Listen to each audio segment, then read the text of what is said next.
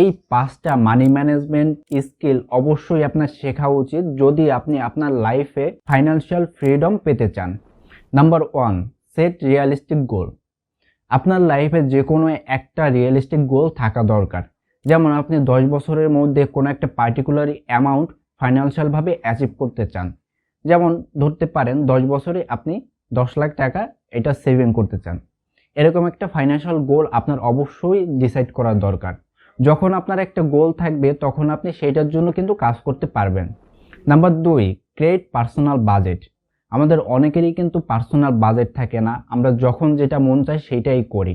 দেখা গেল আমরা দারাজে এখন ঢুকে আননেসেসারি জিনিসপত্র আমরা কিনে ফেললাম, সেগুলো কিনে কিন্তু আমাদের কোনো লাভ হলো না, সেটা 2 দিন পরেই আমাদের সেল করে দিতে হবে, কারণ ওইটা আমাদের কোনো প্রয়োজন কিংবা কাজে লাগতেছে না, আমরা দেখছি দেখা মাত্রই কিনে ফেলছি। সো এইটা রোধ করার জন্য আপনি 1 নম্বরে বাজেট করতে পারেন। সেকেন্ড আরেকটা যে জিনিসটা করতে পারেন, আপনি যে কোনো একটা জিনিস সেটা নেসেসারি কিংবা আননেসেসারি হোক না কেন, সেটা কেনার আগে 7 দিন ভাবুন যে ওই জিনিসটা আপনার সত্যিই দরকার আছে কিনা।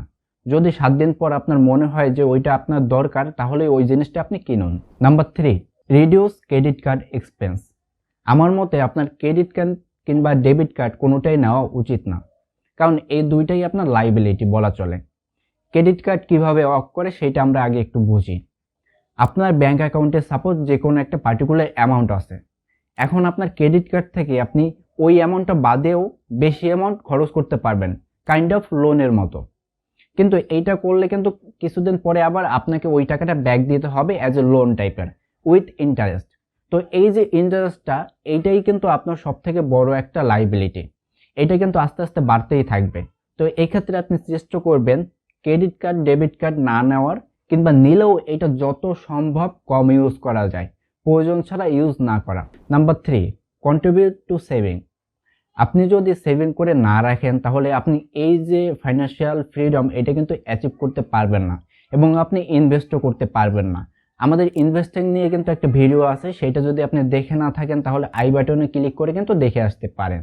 আবার ভিডিওতে ফেরত যাওয়া যাক। সেভিং করতে আমরা অনেকে যেটা ভুল করি, আমরা সবকিছু এক্সপেন্স করার পর তারপরে সেভিং করি, যেটা আমাদের বেঁচে থাকে কিংবা একেবারে লাস্টের দিকে থাকে ওইটাই কিন্তু আমরা সেভিং করি। কিন্তু এইটা না করে আপনি যখন টাকা পাবেন আগেই হচ্ছে সেভিং করতে হবে, পরে আপনি আপনার এক্সপেন্সগুলো করবেন। বলা হয়ে থাকে আপনি যে টাকাটা পাবেন ওইটার মিনিমাম 10% আপনার সেভিং করা উচিত। আপনারা কে কত পার্সেন্ট সেভিং করে থাকেন সেটা কিন্তু আমাদের কমেন্ট বক্সে জানিয়ে দিতে পারেন।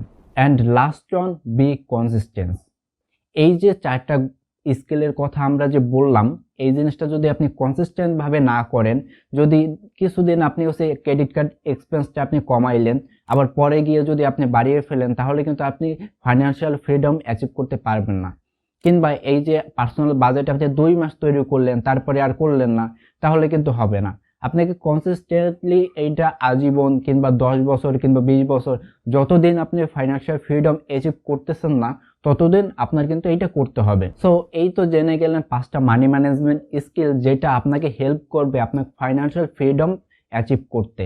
এরকম আরো ভিডিও যদি আপনি দেখতে চান ইনভেস্টিং মানি ম্যানেজমেন্ট নিয়ে, তাহলে অবশ্যই আমাদের চ্যানেলটা সাবস্ক্রাইব করে রাখবেন।